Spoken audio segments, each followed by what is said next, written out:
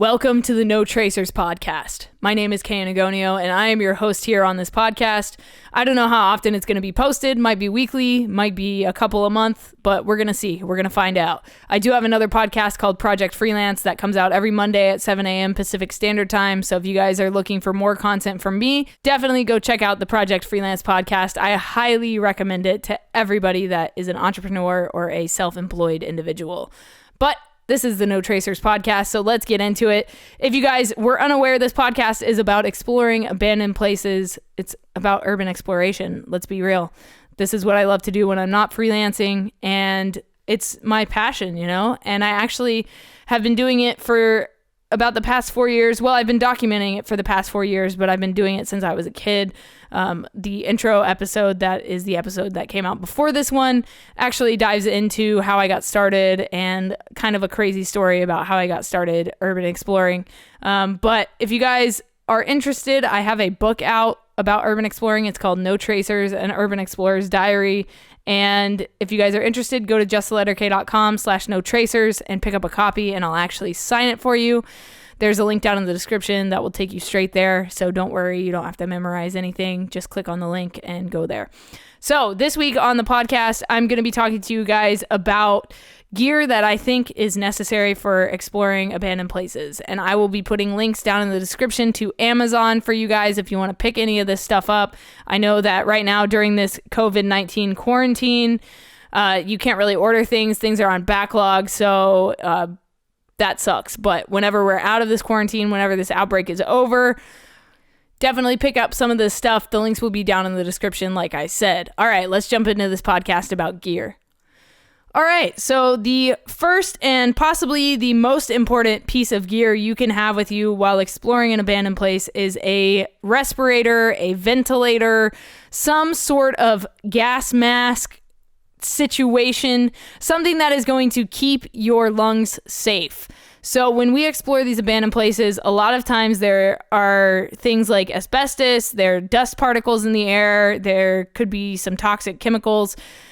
You just don't know whenever you're going into an abandoned place what you're going to find and what's going to be there. So I think it's super, super important to have a mask with you, whether that be a cotton mask, a fabric mask, a 3M mask. You can pick those up at Home Depot. Those are respirators that construction workers wear. Those will work. I wear an Oxypura mask underneath my ventilator, actually. So there are multiple different things you can do, but like I said, I'll put some links down in the description for you guys if you are interested in picking up a ventilator, a respirator, a gas mask, anything like that. I'll put a couple different options down in the description for you. And the next thing that I think is super important for you to bring is something that I oftentimes forget to bring, actually, which is a light.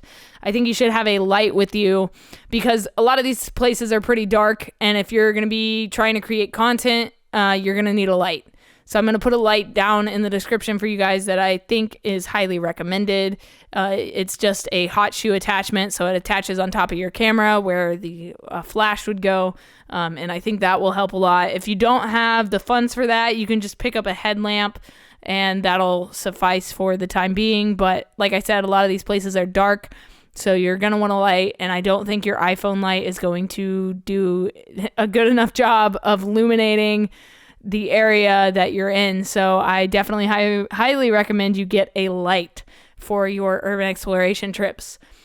And the next thing I'm going to say is that you need a good bag.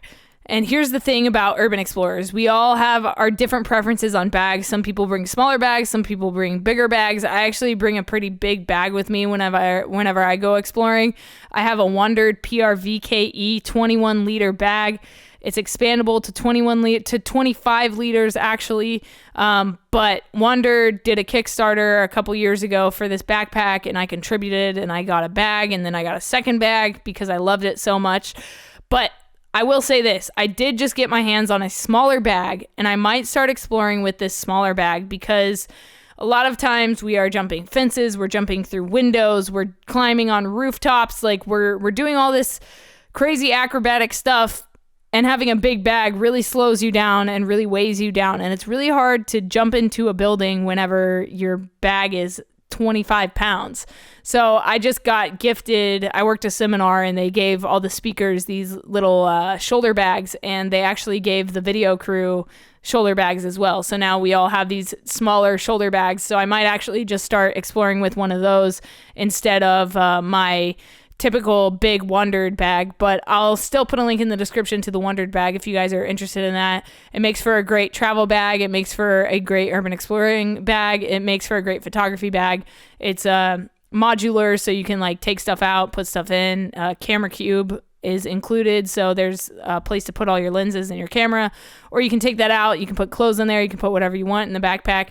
But definitely check out that bag. I highly, highly, highly recommend it to everybody. I used to go through bag after bag after bag. I used to have 1 to 2 new bags a year because my bags would just fall apart. They just couldn't handle what I was throwing at them. But this Wondered bag is really the highest quality bag that I have ever had. And so like I said, I highly recommend you getting one. So now that you have a bag, you have a respirator, and you have a light, what else do you need, really? Well, you're going to want a camera, of course. If you guys are exploring for the purpose of creating content like I am, you're going to want a good camera. I currently shoot on a Sony a7S Mark II. If you guys want to get one, I will put an Amazon link down in the description. Thankfully, with Amazon, most of the time you can actually pay with PayPal credit. So if you guys I'm not advising you to pay with credit. If you have cash to pay for something, you should always do it that way. But if you have consistent work and you want to use your PayPal credit, you can do that through Amazon so that you can pay it off monthly. Just don't get behind on payments because interest and all that stuff. Just, you know what? Scratch that. Just pay for it straight up with cash. Just pay for it. Don't use your credit. I think credit is the devil. It really is. So many people in this country, in America, are in debt. I don't know where you're listening from, but in America, I think it's like 70% of the country is in debt or some craziness like that. So definitely advise you to use cash where you can. But that's not what this podcast is about. If you want to listen to a financial podcast, listen to Smart Money, I don't know any of the names of the podcasts I listen to be honest with you. But I listen to a couple financial podcasts here and there. So definitely just look up financial podcast and you'll find some amazing stuff out there. So aside from your DSLR camera, I think it's important to have a smaller camera with you, like a GoPro. I have a GoPro Hero 8 Black Edition, and I also have a chest mount, a chesty as GoPro likes to call it. And I will mount that GoPro on my chest, and then I will do POV videos. That is something that has become very popular recently on YouTube, is these POV photography walkthrough videos. So definitely, if you are into making that type of content, I highly recommend you getting a GoPro. It's always nice to have a second camera with you as well, just in case, one camera dies or you run out of batteries or whatever. So definitely highly recommend a GoPro for you. Or a DJI has the action cam. Sony has an action cam as well, which is pretty good, but I personally just have a preference with the GoPro, so that's what I use. So the next piece of gear that I think you should have are a pair of gloves. I think that having a pair of gloves with you is super important because, again, you're going to be climbing over a fence or through a window or onto a roof. You're going to be touching stuff in this abandoned place, and you don't want that on your hands. Trust me. You don't. Whatever that is, whatever that substance is that you saw or that piece of paper you wanted to pick up and look at, you don't know what's on that. You don't know if there's germs of any kind, asbestos, toxic chemicals. You just don't know what's in these abandoned places. So I highly recommend you get a pair of gloves. Currently, I'm using a pair of tactical gloves, but you can really use any type of glove that you can get your hands on, or hands in, I guess I should say. But yeah, gloves are super important. If they have like a loop where the wrist is, so you can attach a carabiner, that's even better because then you can then attach the gloves to your backpack strap so that you don't have to like always be wearing them and you have somewhere to put them, because the worst thing that can happen is you drop one of your gloves while you're exploring, it falls out of your pocket, falls out of your backpack, whatever, and you never find it again. My motto is leave no trace, so we don't even want to leave our gloves behind in these abandoned places. But the next thing I will say that you should have is a buddy. You should bring a friend with you. You shouldn't really explore these places by yourself. And there's many different reasons for that. And I'm going to do a whole episode about exploring alone versus exploring with a buddy. So I'm not really going to get into it here, but what I will say here is that you should typically explore with somebody else, especially to places that you've never been to before. If you're going back to a place, maybe you can get away with going by yourself, but there's safety in numbers. So that's basically what it comes down to. Bring a buddy with you. That is on your packing list. Put your buddy in your backpack. Just do it. It's going to be okay.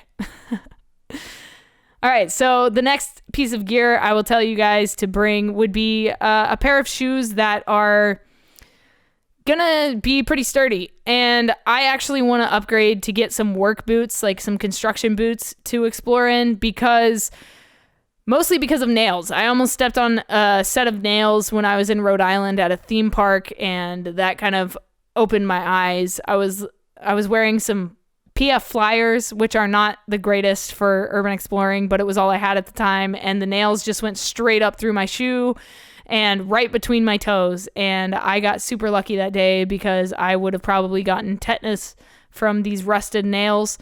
So definitely be careful where you're stepping. There are nails everywhere in these abandoned places. So get a pair of shoes that are going to withstand that if possible.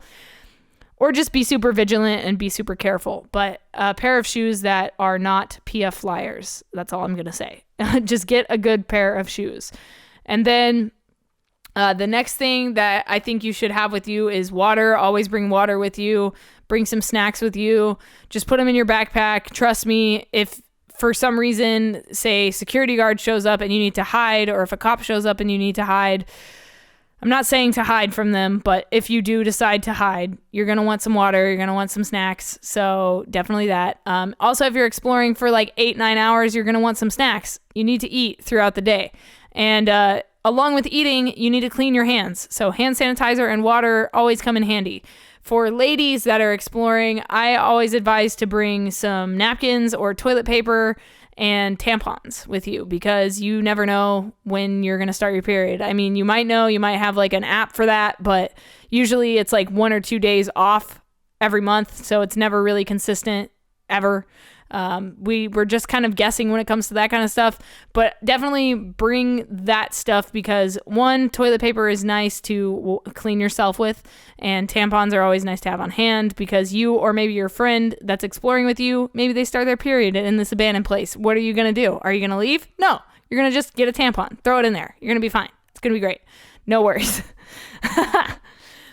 And then the next thing that I think you should bring with you, and this is kind of a controversial thing, but I always bring a pocket knife with me just because, again, you never know what's going to happen in an abandoned place. What if you get caught on something and you need to cut your shirt? Or what if there is a crazy methed out fucking person in this abandoned place? You're going to want something to defend yourself with. Even if it's just a little pocket knife, like that can most of the time deter somebody from, coming after you or attacking you. So definitely pick up a pocket knife if you would be interested in doing something like that. But just keep in mind the local laws of your area or the area you're exploring in. You never know what the laws are until you look them up. In California, you can't really have switchblades. So definitely don't carry a switchblade with you. Spring-assisted knives are not legal in this state. You have to have manual or gravity knives. So yeah, if you are going to bring a knife with you, just make sure you know the local laws, because if a cop pulls you out of that abandoned place and sees that you have a switchblade with you, they're probably going to A, confiscate it, and B, they might take you in for having it in your possession. So just know that that is a possibility. And with all urban exploring, there's always a possibility and a huge risk of getting caught. So yeah, you just have to always keep that in mind, in the back of your mind, that, hey, you could get caught today. You never know what's going to happen. So, but yeah, knives are cool. Knives are great, and safety first. I wouldn't bring a gun with you. I would not explore with guns. I think that's a bad idea. I think that if you have a gun on you, you are more likely to use it. So yeah, don't bring a gun with you. It's a bad idea. But other than that, I think that if you are into creating cool content, I think smoke grenades can be super cool in abandoned places, especially for photography. If you're in a well-lit area, if it's darker inside, it's pointless to have smoke grenades. I just explored 3 really dark places recently that I brought smoke grenades with me, but I ended up not using them. And the other thing you have to keep in mind is that if you do have a smoke grenade, those are flammable. They can catch things on fire. If you catch this building on fire, you are going to be responsible for it. So just keep that in mind. But smoke grenades make for really cool photography. So if you're into that, definitely pick up some smoke grenades. Smoke Effect actually has sponsored me, so I am going to recommend Smoke Effect smoke grenades to you guys. I'll put a link to their stuff down in the description if you want to pick up some smokes. And then what else? What else should you bring to abandoned places? What else should be in your backpack? Let's see. We got the respirator, we got gloves, we have water, we have a light, we have smoke grenades, camera, GoPro, hand sanitizer. That's super important. Snacks, water. Honestly, like, the lighter you can pack when it comes to urban exploring, the better. Some people bring rope with them in case you need to climb down something or climb up something to get in or out. I have rope in my trunk, in the trunk of my car, just in case I need it. So those are the things that I think are most essential when it comes to exploring abandoned places. I'm sure there's tons of more stuff that I'm missing out on. And if you have suggestions and recommendations, leave me a comment on Instagram at @KAnagonio. I would love to hear from you. I would love to hear what kind of stuff you bring with you to abandoned places. And if I'm missing something, please let me know. I would like to address it in a future episode. But I hope you guys enjoyed this. I hope you got some information out of it. And I will talk to you guys in the next episode of No Tracers, the podcast. My name is Anagonio. You can check my stuff out at youtube.com/justtheletterK or at justtheletterk.com. And I have a book out about urban exploring called No Tracers, an Urban Explorer's Diary. If you guys pick up a copy from justtheletterk.com/No Tracers, I will send you a signed copy of that book. Thank you guys for listening. If you're new, hit that subscribe button so you get notified when the next episode comes out. Other than that, I'll talk to you soon. Go out, go create something, and leave no trace.